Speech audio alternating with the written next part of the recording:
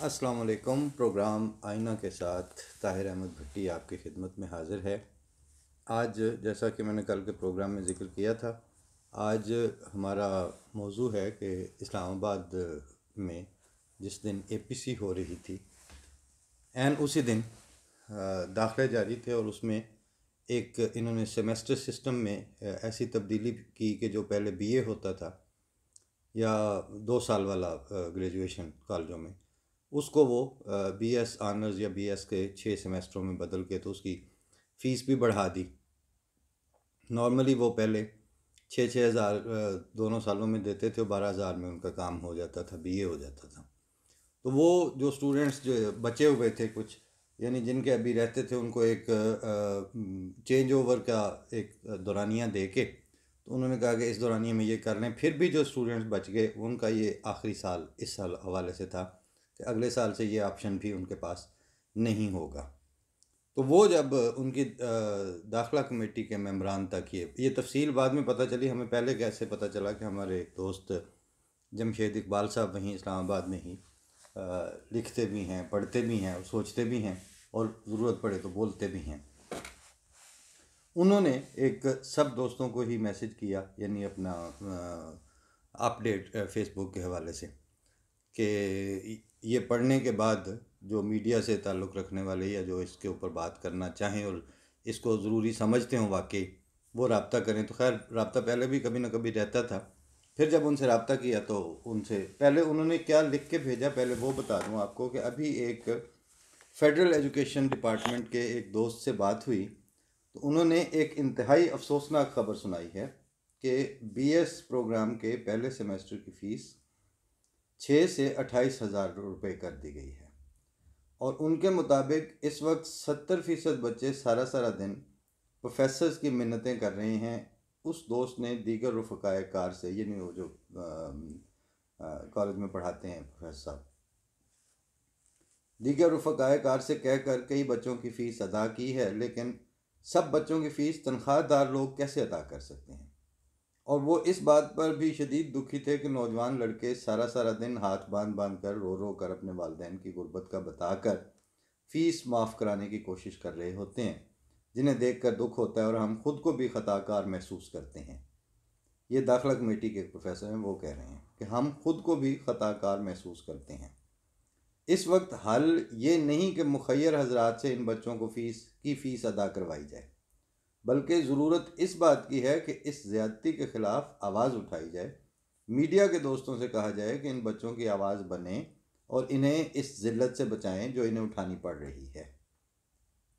इन बच्चों की इज़्ज़त नफ्स के लिए आवाज़ उठाना नहायत ज़रूरी है। मीडिया के वो दोस्त जो ये स्टोरी करना चाहते हों वो रब्ता करें और मैं दाखिला कमेटी के जो प्रोफेसर दोस्त हैं उनका नंबर दूं और शुक्रिया के साथ इस पर फौरी अमल दरामद की दरख्वास्त है। ये जब पढ़ा तो जाहिर है कि तकलीफ़ हुई, महसूस हुआ कि ये तो ज़्यादती वाकई हो रही है। अच्छा, क्यों ज़्यादा फ़ील हुआ? इसलिए कि जिन पे बीती होती है वो ज़्यादा जल्दी समझ जाते हैं। ये भुट्टो साहब ने जिस वक्त चलते हुए इदारे और वाक़यातन तालीम हासिल करती हुई जैसे भी हालात थे, गुर्बत थी, वो उसमें एक इमाम जमात अहमदिया चौथे जो थे उनकी एक नज़म का एक शेर भी है कि सादा और गरीब थी जनता लेकिन नेक नसीब थी जनता, जो ऊंचा था नीचा भी था अर्श नशीं था खाक बसर था। तो ये जब माशरों में और कौमों में ये होता है कि ऊंच नीच जो है वो निस्बती लिहाज से होती है और वो अपनी जो तरक्की है उसके रास्ते में अपने ज़ाहरी हालात या उसमें पूरे वसाइल ना होने को रोक नहीं बनने देते, बल्कि वो आगे बढ़ते चलो दम बदम दोस्तों वाली कैफियत में चलते जाते हैं। उस वक्त ये पढ़ के वो अगर 10 नौजवान थे, वो 50 थे, वो कितने थे, और वो तो एक मैंने आपको पहले इज्तमाही मिसाल दी है जब रब्वा के कॉलेजेस और तालीमी इदारे नेशनलाइज नहीं बल्कि कॉन्फिस्केट करने की कोशिश हुई और जिन्होंने की उनका जो विजन था वो इतना ही था कि अगर इनकी नस्लें जो हैं वो अनपढ़ हो के मारी जाती हैं तो ये भी एक इनका कला कमा करने और इनको ख़त्म करने की जो कोशिश है उसमें एक हिस्सा होगा, उसका एक मेजर पोर्शन होगा।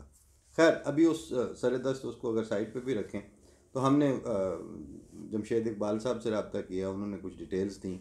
उसके बाद जिन प्रोफेसर साहब की उन्होंने बात की उनसे रब्ता किया, जो चूँकि हाजिर सर्विस हैं इस वक्त भी, वो एक डिग्री कॉलेज के वहाँ पे सीनियर क्लासेस को पढ़ा रहे हैं इस्लामाबाद में।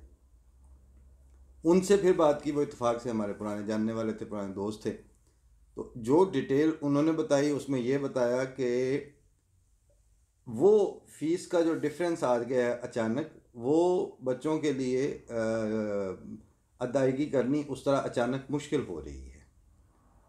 और जब मुश्किल होती है तो वो अपना वो साल भी पूरा करना चाहते हैं, अपनी डिग्री भी पूरा करना चाहते हैं। तो प्रोफेसर साहब ने मुझे बताया ज़ाती तौर पर, जब मैंने उनसे बात की, कि मैंने, चूँकि मैं एडमिशन कमेटी का अरसा से मेंबर हूँ, तो मैंने फेडरल एजुकेशन के मुख्तलिफ जो हाई अप्स हैं उनकी मीटिंग्स में जब इस बात को उठाया तो आगे से मौसू यानी जो अफसरान थे उन्होंने एक ही बात कही कि जी तालीम तो अब सारी दुनिया में महंगी हो रही है, अगर वो फीसें नहीं दे सकते तो ना पढ़ाएं बच्चों को।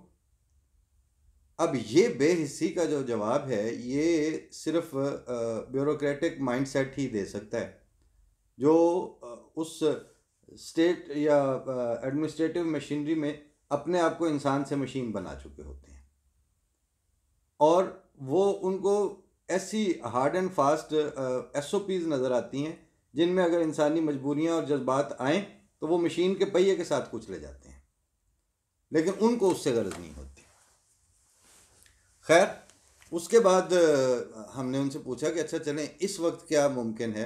तो बाद में बसत इसरार बात करने पे भी उन्होंने कहा कि नहीं, हमने कुछ जो प्रोफेसर्स थे मेरे कॉलेज के, बाकी और कॉलेजों के, हमने मिल के कुछ ना कुछ, बल्कि एक प्रोफेसर साहब जो हैं उन्होंने तो उन्होंने बताया, नाम तो खैर मैंने किसी का भी ना पूछा ना उन्होंने बताया, कि उनकी कुल तनख्वाह 80,000 होगी। तो उन्होंने उसमें से 20,000 जो था वो एडमिशन कमेटी के जो मेम्बरान थे उनको, कि जो लड़के वाक़तन बहुत ही ज़्यादा क्वालिफाई करते हों और इंतहाई मजबूर हो जाएं तो ये मेरा शेयर तो उसमें डाल दीजिए। उनको देख के बाकी प्रोफेसर्स ने भी इस तरह किया और वो बहरहाल जितनों का वो कर सके वो हो गया। मैंने उनसे पर्सनली पूछा, अपने दोस्तों के हवाले से पूछा कि आप हमें कुछ बताएं, तो उन्होंने कहा नहीं, ये मेरे कॉलेज के और मेरे स्टूडेंट्स की इज़्ज़त नफ्स के ख़िलाफ़ है कि हम इस तरह उनकी वो मुहिम चला के तो एक जगह जगह से उनके लिए वो जो हमसे हो सका वो हम कर लेंगे, जो नहीं हो सकता वो ना सही, लेकिन ये काम मतलब कि फ़ंड रेजिंग हमने उनके लिए इस तरह कोई नहीं करनी, लेकिन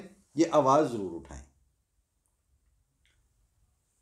ठीक है, वो उनका पॉइंट ऑफ व्यू भी ठीक था, इज़्ज़त नफ्स वाकई अजीज़ होती है और अपने स्टूडेंट्स की और बच्चों की वो ज़्यादा केयर करते हैं। इत्तफाक से यानी जब हमारा कोई उनसे 15-20 साल से तारुफ़ है तो वो अपने ख़यालात के लिहाज से वो जो सेकुलर या उस तरह सोच के हामिल थे, लेकिन जो दर्द दिल था वो बहुत से मजहबी और सारा दिन जो हाथ और उंगलियां चूम के माथों को लगाने वाले हैं उनसे बहुत ज़्यादा उनको एहसास था। बुनियादी चीज़ तो जो है वो तो है एहसास और ख्याल करना दूसरों का। वो मैंने उनसे जब बात करके, तो ज़ाहिर है फिर उसके बाद इंसान थोड़ी देर के लिए चुप ही हो जाता है कि ये क्या हो रहा है। तो मुझे याद आया कि वो सराइकी के कोई एक जोगी जोगी करके कोई शायर था, बचपन का किसी ज़माने का, उनको उसके 4 मिसरे सुने थे, उनमें 2 बिल्कुल रेलेवेंट हैं कि ज़िंदगी ते मौत जोगी दो में कोई चीज़ नहीं, जिंदगी ते मौत जोगी दोवें कोई चीज़ नहीं, ख्याल नाल मौत ते ख्याल नाल जिंदगी। अब अगर आप में ख्याल और दूसरों की केयर और वो हिस्से मर जाएं तो फिर मौत ही मौत है। उस वक्त फिर मैंने बाद में जब जमशेद इकबाल साहब से बात की तो मैंने कहा कि हम तो करेंगे इस पे प्रोग्राम, हम इस पे बात भी करेंगे, क्योंकि हमें इसका इज्तमाही तजर्बा भी है और हमें उसका इनफरादी तजर्बा भी है।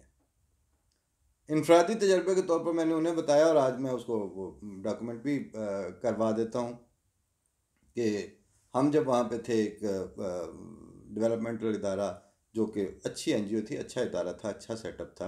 हमारे एक दोस्त ने ही उसको, he was the founding chairman, तो बाद में हम उसके साथ मुख्तलिफ़ प्रोग्राम्स में असिस्ट करने कंसल्टेंसी के तौर पर, कंसल्टेंट के तौर पर भी रहे। 6-7 साल की हमारी लॉन्ग टर्म एसोसिएशन थी। उस दौरानिए में जब मैं नमल में था तो एक दफ़ा जब हमारी सेमेस्टर फ़ीस का वक्त आया तो उस वक्त एक सेमेस्टर की फ़ी जो थी वो तकरीबन नमल यूनिवर्सिटी में 20,000 के लगभग थी। तो मैंने उनको कहा कि ये 20,000 अब मैं अगर अपनी 26,000 सैलरी में से ये 20,000 वो दे दूँ तो मेरे लिए मैनेजेबल नहीं होगा। तो मैं चूँकि आपके साथ काम करता हूँ तो आप मुझे एडवांस कर दें और वो उसमें से साल भर में थोड़े थोड़े करके काटते रहें। सारे दफ्तरों में ये सहूलत होती है तो ये मुझे भी दें। तो उनका बिल्कुल लें सहूलत, इसमें क्या हर्ज है। उन दिनों वो कहीं और बिज़ी थे, यानी कंसल्टेंसी के किसी प्रोजेक्ट पे थे। तो उनकी जगह पे जो एग्जीक्यूटिव डायरेक्टर थे वो एक और साहब थे। अच्छा, अब मैं नाम ज़ाहिर है दोनों का नहीं लूँगा क्योंकि एक ने अच्छा किया एक ने बुरा किया। तो अब एक को दूसरे से कैंसिल कर दिया जाए, इदारा चूँकि मेरा अपना ही था, लेकिन बात मैं उस वजह की बता रहा हूँ। तो मैंने कहा ठीक है, मैं उनसे जाके, उन्होंने कहा कि उनसे मिलें, उनसे जाके मेरा भी बता दें और उनको जाके एडवांस ले लें और बाद में आपकी तनख्वाह से कटते रहेंगे। मैं गया तो उन्होंने कहा अच्छा तो आपको मैं एडवांस दूँ, यानी ज़ाहिर है सिग्नेचर तो उन्हीं के साथ अप्रूव होने थे। तो अब जब मैं आपको एडवांस दूंगा आप वो फ़ीस पे करेंगे। साथ मुस्कुरा रहे हैं बहुत जहरीला और उसके साथ तंज के साथ। तो आप एमडी हैं, चंदा तो आप देते होंगे। मैंने कहा हाँ वो मैं देता हूँ। तो कहते हैं कि अभी अगर आप 40,000 पे चंदा फ़र्ज़ किया देते हैं तो अगर आप आपकी वो डिग्री आ जाएगी एमएस की, तो उसके बाद आप का जो फाइनेंशियल स्टेटस है वो अप होगा। तो इसका मतलब उसमें फ़र्ज़ किया 20,000 का भी इजाफा हो जाए कुछ अरसे के बाद इस नई डिग्री की बुनियाद पर, तो आप फिर उस 20 पे भी चंदा देंगे। मैंने कहा नेचुरली जो तनख्वाह है उसी पे चंदा देना होता है, आमदनी पे देना है। तो कहते हैं अच्छा इसका मतलब वो जो 20,000 मेरे इस अप्रूवल के बाद आप में आएंगे तो उसके अंदर से अगर 2,000 भी आप चंदा जाता है तो इसका मतलब है कि एक ऐसी जमात को चंदा जाने में जिसको मैं गलत समझता हूँ और कुफर समझता हूँ, उसको चंदा देने में मेरे दस्तखतों का भी अमल दखल होगा किसी हद तक। तो मैं अपने अकीदे पे कायम होते हुए ये गुनाह क्यों करूं? आप बताएं मुझे, मैं ऐसा गुनाहगार क्यों बनूं? मैंने कहा जी मैं आपकी बिल्कुल बात समझ गया। आप जैसे बहुत से नेक और पवित्र लोगों की पूरी नेकी और सारी कोशिशों के बावजूद जमात अहमदिया एज ए जमात एक आने की आप लोगों की मोहताज नहीं है, और अफराद जमात उससे भी बढ़कर आपसे अल्लाह ताला ने उनको बेनियाज रखा हुआ है। तो मैं तो अब मैं कोई, चूँकि इसी दफ्तर में हैं आपके साथ काम करते हैं, आइंदा भी करते रहेंगे, लेकिन मसला ये है कि अब मैं आप दें भी तो मैं नहीं लेता, और सेमेस्टर क्या वो तो हो जाएगा। ये तो मैंने एक सहूलत जो मेरी जायज़ थी, सिर्फ आपने इससे ये बता दिया कि अब जो जायज़ फैसिलिटीज़ हैं उसके रास्ते में भी आप लोगों का जहरीलापन किस हद तक जा चुका है। तो मैंने कहा वो जो आप और वो दूसरे साहब हैं दोनों जमातिये ही हैं, लेकिन एक क्लीन शेव्ड है, आपने इतनी लंबी दाढ़ी रखी हुई है। अब ये दाढ़ी आपसे ये हरकतें करवा रही है, इसने आपका जो जहनी रवैया है वो ये बना के रख दिया है। और वो जो दूसरा आपका ही साथी है जो फाउंडिंग पर्सन है, चेयरमैन है, उसने क्लीन शेव इसीलिए रखी हुई है कि उसको पता चल चुका है कि आप लोग जो है वो इस तरह के दलाइल के ज़रिए गैर इंसानी सोच के हामिल होते जा रहे हैं। दुख हुआ था उस वक्त, काफ़ी हुआ था। फ़ायदा कोई नहीं, मतलब नुकसान कोई नहीं पहुंच सका, और अल्लाह ताला ने किसी जगह से भी कोई महरूमी का मौका नहीं है। बल्कि मैं जब यहाँ आया तो नॉर्मली जब कोई बंदा किसी दूसरे मुल्क में जाता है तो उसको इतनी जल्दी वो ये चीज़ें कि आप यूनिवर्सिटी की डिग्री कर रहे हैं ये करें। तो अब अगर मैं कहीं पाकिस्तान मेरा उनसे रब्ता हो उन्हीं दोस्त से, तो मैं उनको दिखाऊं कि जब मैं आया तो पहले ही साल में आउट ऑफ नो वेयर, यानी उसकी बज़ाहिर कोई उम्मीद नहीं थी। तो मेरे पास वो इस वक्त कागज़ मौजूद है जो यहाँ के फ़ॉरेन ऑफिस ने मेरे वो सारी गुफ्तगू के बाद उसमें उन्होंने लिख के दिया था कि आप डॉइचलैंड की, जर्मनी की किसी भी यूनिवर्सिटी में अपनी तालीम उस लेवल पर मास्टर्स पीएचडी वट जो भी आप करना चाहें मुकम्मल करें, हमें कोई एतराज़ नहीं है, हम फैसिलिटेट करेंगे। तो वो एक नमल की एक सेमेस्टर के रास्ते में जब आप रुकावट बने थे तो अल्लाह ताला के तो अपने निज़ाम है, वो मोहताज करता नहीं है मुश्किलात। लेकिन वो एक चीज़ ज़रूर उससे सीखता है इंसान कि जिन पे बीती होती है वो किसी के साथ भी हो, वो अपना अजनबी गम एक नज़म है। आज फिर इत्फाक से कलाम ताहिर से ही वो मुझे याद आ रही हैं चीज़ें, अल्लाह ताला उसकी बरकत से फैज़याब करे कि अजनबी गम में एक उनके आगे चल के एक मिसरा ये भी है कि कोई मज़हब है सिसकती हुई रूहों का न रंग, हर सितम दीदा को इंसान ही पाया हमने, और बन के अपना ही लिपट जाता है रोते रोते, गैर का दुख भी जो सीने से लगाया हमने। तो हमें तो ये एहसास नहीं होता कि वो जो बच्चे थे या जिनके साथ वो मसला है वो उनका मजहबी माखज़ क्या हैं, वो कहाँ से आए, कौन से फ़िरके से उनका ताल्लुक़ है, ये चीज़ें मैटर नहीं करती। इन चीज़ों को मैटर करना नहीं चाहिए। उनका सिर्फ ये है कि वो मास्टर्स के स्टूडेंट थे, उनके आपका सिस्टम चेंज करने से उनको मुश्किलात पेश आई हैं। जिस वक्त APC के लैंड क्रूज़रों वाले और बुलेट प्रूफ गाड़ियों वाले वहाँ अपना हक मांग रहे थे, उस वक्त आम आदमी के एजुकेशनल राइट टू एजुकेशन इस बदतरीन तरीके से वायोलेट हो रहा था। मीडिया को उसको रिपोर्ट करना, सारे जी ट्विटर पे आज नवाज शरीफ ने ये कह दिया है, मरियम का ट्विटर यूँ बोल रहा है, ये सारा कुछ आप बता रहे हैं। और आपको बिलावल का मास्क दिखाने में बहुत दिलचस्पी है, लेकिन उन बच्चों के साथ जो उनको कौन ओन करेगा, उसके ऊपर अभी तक मैंने किसी मीडिया ऑर्गेनाइजेशन की तरफ से, किसी अखबार की तरफ से अभी तक कोई राइटअप भी नहीं पढ़ा और कोई प्रोग्राम भी नहीं सुना। इनफरादी तौर पर ऐसे कामों का हल नहीं होता। प्रोफेसर साहब ठीक कह रहे थे कि इसमें आवाज़ उठानी और उनकी ज़रूरियात का हल निकालना ज़रूरी है। बाकी रहा ये सवाल कि जो कहेंगे जी, मसलन फवाद चौधरी कह देंगे जी मैं साइंस मिनिस्टर हूँ और मिनिस्टर का इस तरह मतलब मैं जाके फीसें अदा करता फिरूँ। आज वसल्लम ने एक बात ऐसी बताई है, आप लोगों को अगर अल्लाह ताला आपकी अक्लों को नूर बख्शे तो आप समझें कि वो जो एक फ़िक्रा कहा गया होता है उसकी हज़ारों जगहों पे इम्प्लीमेंटेशन होती है। बहुत सारों ने वो पढ़ा होगा जी, आज वसल्लम ने फरमाया है कि वो आप जा रहे हों तो रास्ते में कांटे वाली कोई कांटा उठा देना, झाड़ी वो एक ऐसी शाख जिसमें कांटे हैं वो उठा देना, कोई तकलीफ दे चीज़ रास्ते से हटा देना, उसकी भी 10 नेकियां हैं।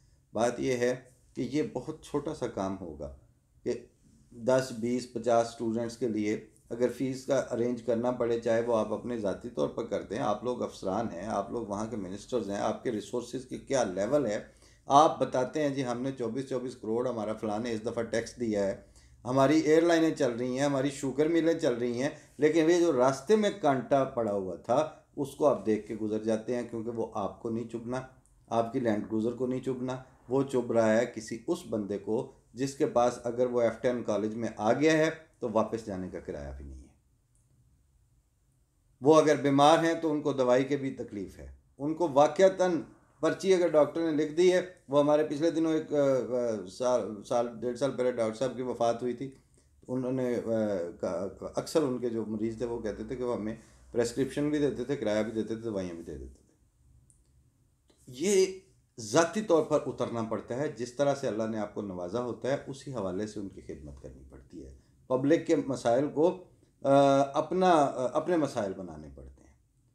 आप हैं सिर्फ वो, अगर वो आपकी गाड़ी में लता का गाना लगा हुआ हो कि तुम्हारे गम को अपना गम बना लूँ तो करार आए, वहाँ बड़ा सार मार रहे होते हैं। तो इंसानों के गमों को अपना गम बनाना सीखें, तब जाके आप हमारे हुकूक के या पब्लिक के हुकूक के कस्टोडियन का झंडा तो आपकी कार पे लग जाता है, आपकी हरकतें कस्टोडियन वाली नहीं बनती ना। वो कब बनेंगी, वो कौन बनाएगा? ये उसकी एक मिसाल थी। अभी भी जाएं जाके 3-4 जो डिग्री कॉलेजेस हैं, H8 वाला, F10 वाला, इन सारों में रब्ता कर लेना, अगर आपको पता तो चल ही जाएगा कहीं ना कहीं से। ये बात भी कहीं ना कहीं कोई 10, 20, 50 हज़ार लोगों तक पहुंच ही जाती है किसी न किसी तरह। तो अगर आपको एहसास हो और आपकी स्किन इतनी मोटी ना हो चुकी हो और आप सिर्फ फ़ौज को गासिब कहने के हद से बाहर ना निकल आए हैं, मतलब उस दायरे से बाहर निकल आएँ, तो ये जो आपके सामने उनकी हक तलफियाँ हो रही हैं उसमें जाएं, जाके अपना हिस्सा बटाएं। हमने तो अपना पूरा इसरार किया, और मैं सैल्यूट करता हूँ उन प्रोफेसर साहब की उस सोच को भी और उसको, तो उन्होंने कहा नहीं, मैंने बात जो है वो मीडिया में सवाल उठाने और इशू को हाई लाइट करने के लिए की है। बच्चों के लिए हम इस तरह की कबूल नहीं करेंगे कोई हेल्प। वो हम खुद जिस हद तक हमसे होता है वो कर लेंगे, that is an other issue. तो ये भी उनके वक़ार की ही एक शक्ल थी। अल्लाह ताला उनके मसाइल को हल करे और प्रोफेसर साहिबान की नेकी की उनको जज़ा दे, जिन्होंने अपना चौथा चौथा हिस्सा भी अपनी तनख्वाहों से काट के दे दिया और पता भी नहीं है किसी को। और खैर बताना भी, अल्लाह ताला को तो पता है जिसकी खातिर वो करते हैं इंसान। और अल्लाह करे कि उनके मसाइल हल भी हों। लेकिन असल बात यह है कि ये जो है ना, जो कहते हैं कि जी बस मुल्क जो है, जब तक फ़ौज बैरकों में जाके इक़्तिदार की चाबियां हमें दे जाए, ताले चाबियां सब कुछ पकड़ा जाए, आप ले लें, लेकिन इन लड़कों का कुछ सोचें। वो तो बाद में मिलेंगी आपको चाबियां, पता नहीं कब मिलनी है और किस वक्त है, क्या होना है, मगर इनका ख्याल करें। फ़ी अमानिल्लाह। पाकिस्तान मसाइल तो बहुत हैं और उन पे बात की भी रोज़ाना की बुनियाद पर ज़रूरत है, और एहसास को आम होने की भी बहुत शदीद ज़रूरत है। हम एक बात करते हैं, दूसरा दूसरा धागा हाथ से छूट जाता है, वो बात करते हैं तो कहीं और से तंदें उलझ जाती हैं। फ़ी अमानिल्लाह। अल्लाह ताला रहम करे, रब फिर बरहम वांता खैरुर राहिमीन। अस्सलाम वालेकुम।